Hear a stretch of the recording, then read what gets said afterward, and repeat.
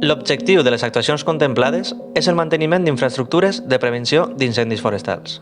El municipi de Benifairó de les Valls disposa d'una guarderia enclavada en terreny forestal municipal, més concretament en el paratge del Tabalet. L'eficàcia de les àrees tallafocs, una vegada executades, depèn del seu posterior manteniment. Primer, es realitza una banda de decapatge eliminant per complet la vegetació existent i arribant a sòl mineral. L'amplària del decapatge serà de 3 metres.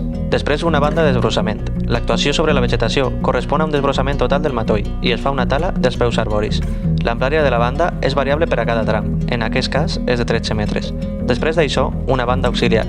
S'esbrossa el matoll i es realitza una tala dels peus arboris deixant una amplària de 24 metres. Finalment, obtenim una àrea tallafoc.